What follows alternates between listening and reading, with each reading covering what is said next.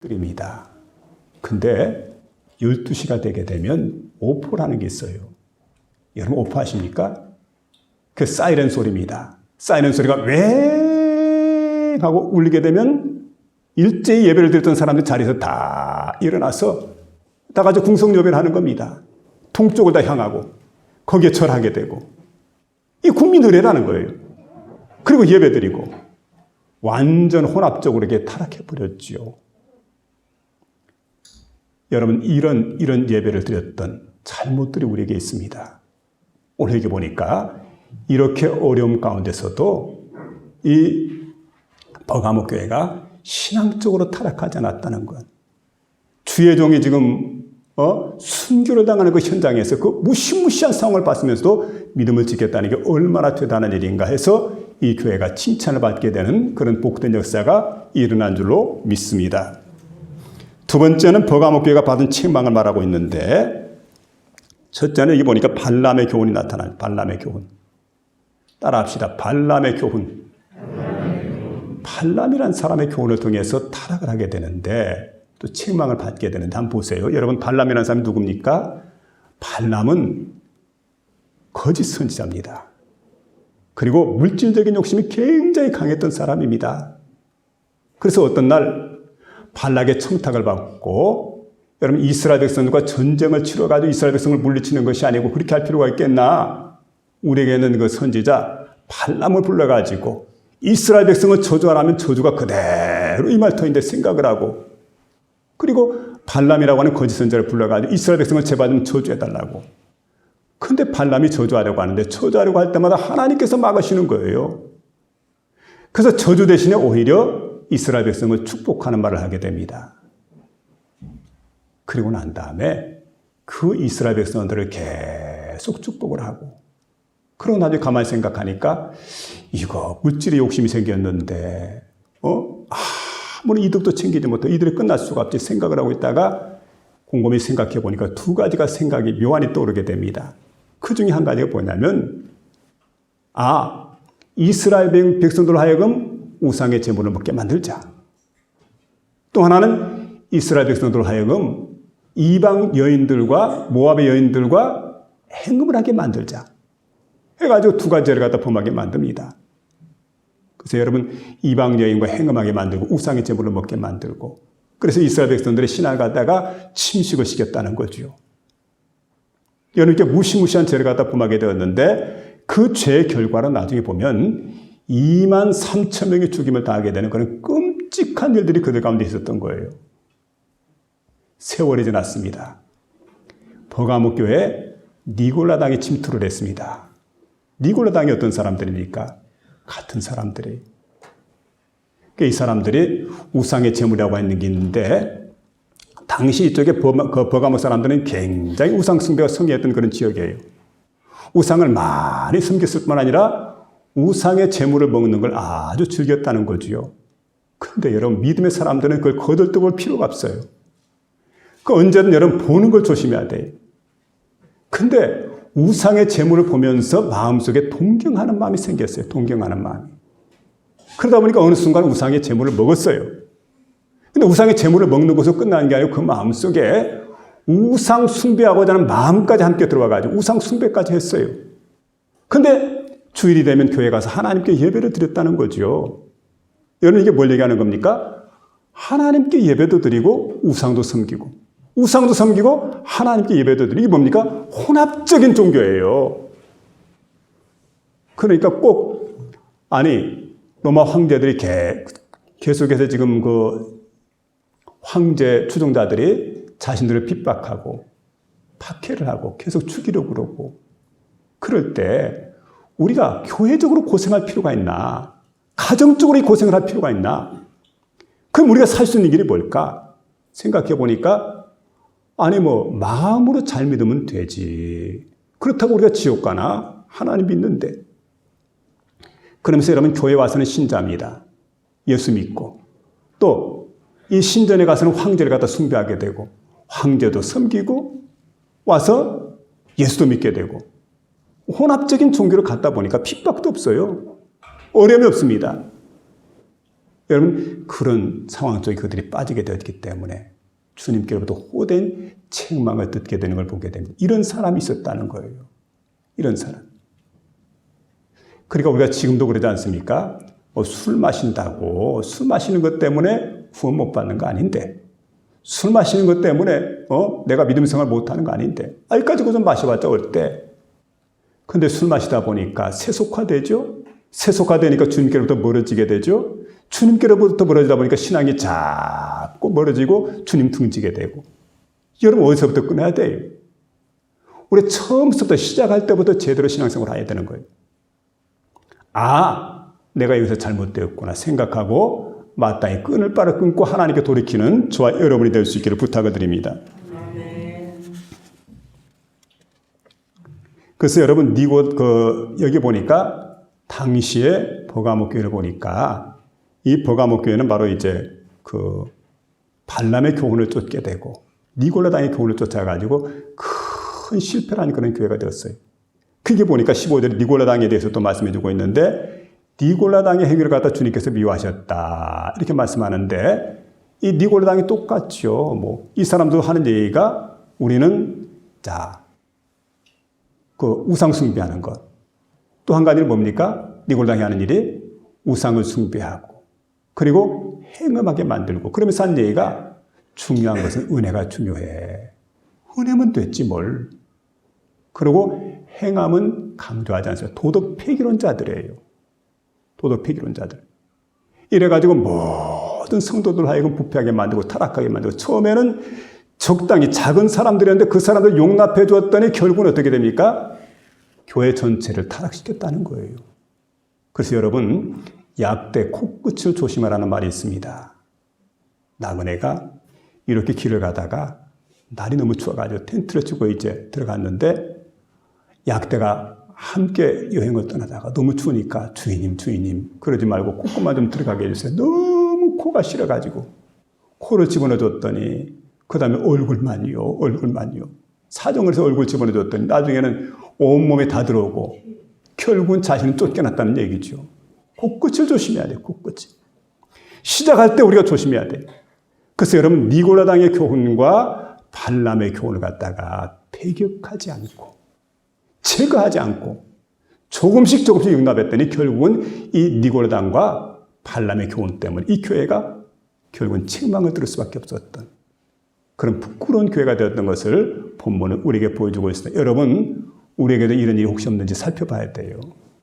나는 잘못된 교훈을 쫓고 있지 않는가? 교회는 나오는데 잘못된 교훈을 쫓는 사람들이 있습니다. 이상한 곳에 가서 이상한 소리 들으면서 그게 진리라고 생각하고 그게 복음이라고 생각하고 혹 빠져 있는 사람들이 있어요. 여러분, 그런 잘못된 길에서 돌아설 수 있기를 바랍니다. 그리고 온전히 주님께서 원하시는 길을 나가는 진리를 깨닫고 살아가는 저와 여러분이 돼야 돼요. 에베소 교회는 너무 진리 가운데 살기 위해서 진리를 쫓다가만 처음 사랑을 저버렸는데, 버가모 교회는 어떤 교회입니까? 진리를 쫓는다고 따라갔는데 결국은 여러분, 진리를 쫓는 게 아니죠. 세상과 적당히 타협을 해야 된다. 그리고 타협을 하다가 진리를 잃어버린 교회가 되었습니다. 불행한 교회. 그 다음 세 번째는 버가모 교회가 받은 권면입니다. 그러니까 여러분, 칭찬을 받고 다음에는 책망을 받고 그 다음에는 권면이에요. 권면, 명령이죠. 주님께서 주신 명령인데 16절 말씀 보니까 그러므로 회개하라. 그리하지 아니하면 내가 속히 내게 이르러서 내 입의 검으로 그들과 싸우리라. 이렇게 말씀하죠. 내 입의 검으로 그들과 싸우리라.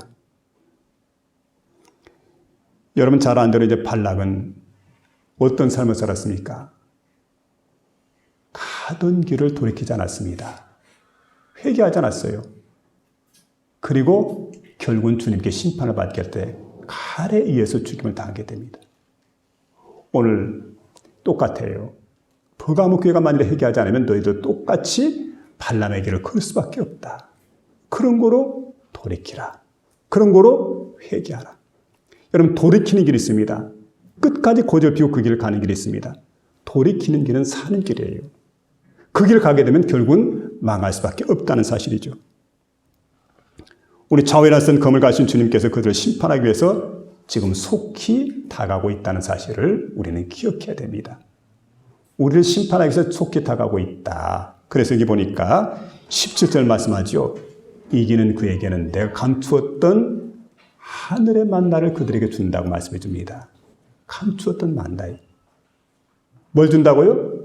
만나. 그럼 여러분, 만나가 어느 때 주어지냐면 이스라엘 백성들이 광야 생활하게 될 때 40년 동안 하늘로부터 내려오는 만나를 먹고 살았습니다. 하늘의 양식입니다. 하나님께서 이걸 갖다가 40년 동안 그들에게 주면서 그들에게 말씀하시기를 자, 이걸 잘 간직할 수 있도록 해라. 그래서 여러분 항아리를 준비했다가 한 오멜을 갖다 이렇게 준비를 했습니다. 한 오멜이라고 하는 것은 2.2리터입니다. 우리 대박이 한 대박이 2리터니까 2리터하고 한 대박 2리터니까 한 대박하고 한 옵입니다. 한 대박 한 옵. 그걸 갖다가 그 오멜이라고 하는 그 항아리 속에 집어넣어 가지고 자, 이 항아리에 만나 항아리를 갖다가 법궤 안에 넣어두도록 해라.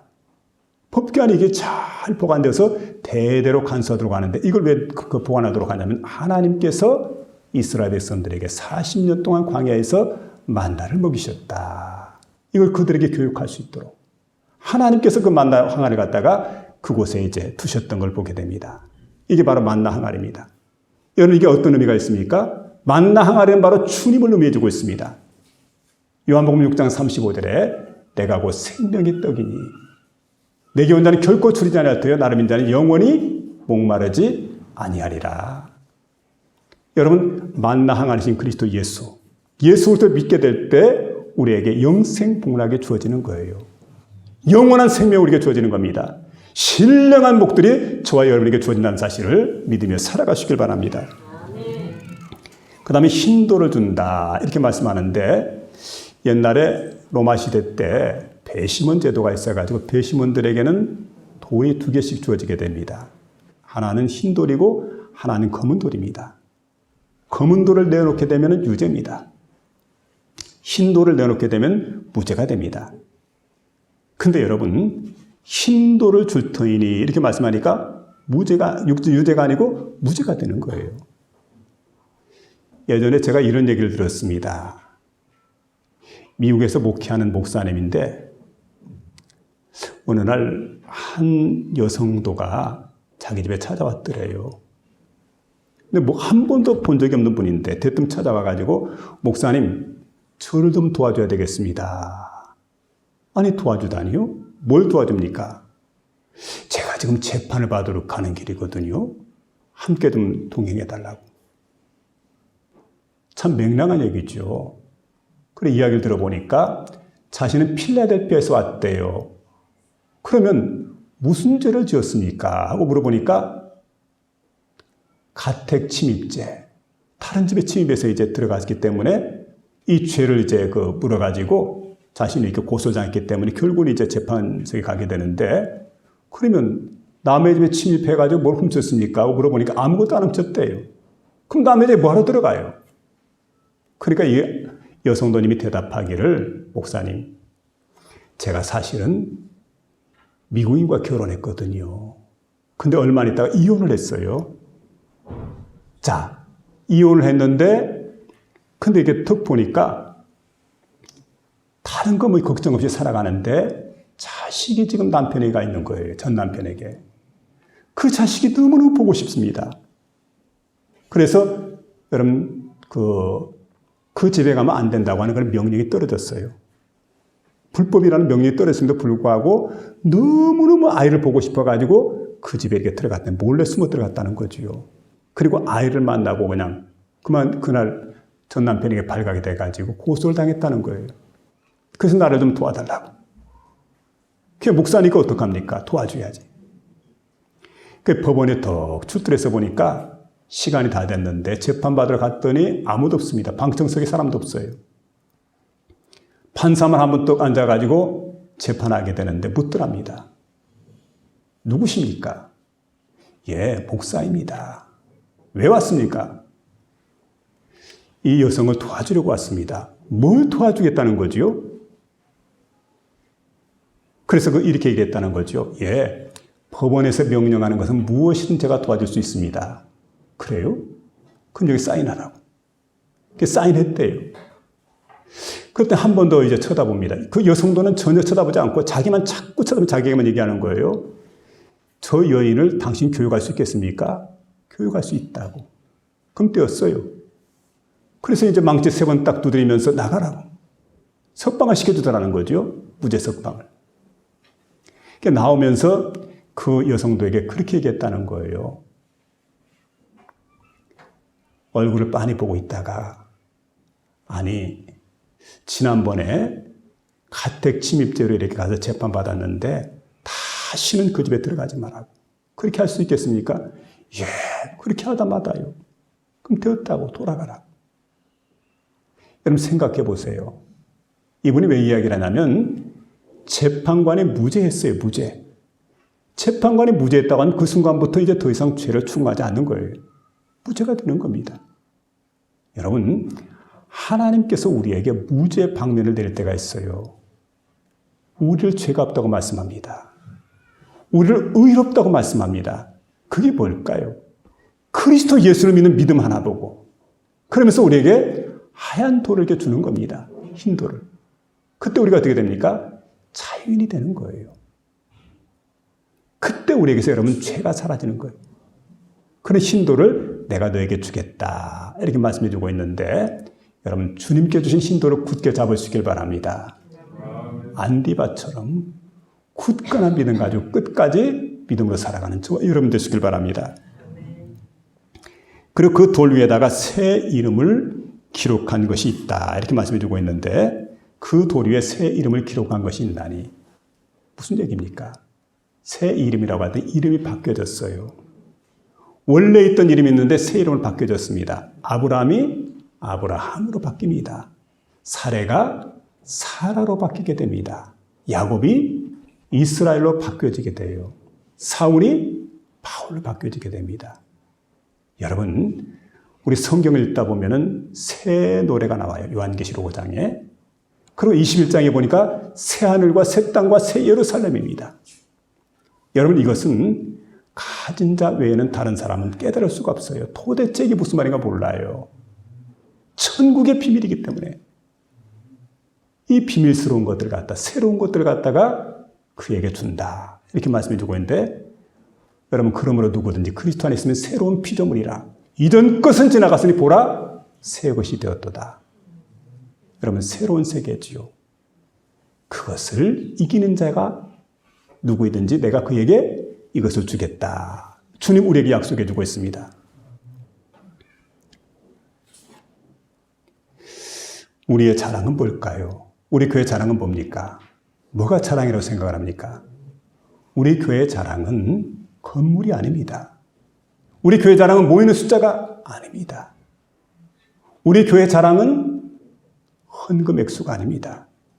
교회 자랑은 뭘까요? 성도들의 믿음입니다. 믿음이 교회의 자랑이에요. 어느 날 이노센트 3세가 그 유명한 스콜라 철학의 대부라고 할 수 있는 토마스 아퀴나스 둘이서 그 교황청 발코니에서 대화를 하게 됩니다. 대화를 하는데 한참 대화가 무르익었는데 마침 그 순간에 유럽에 있는 각 교회에서 헌금을 실은 마차가 막 쫙 들어옵니다. 그때 그 광경을 지켜보고 있다가 그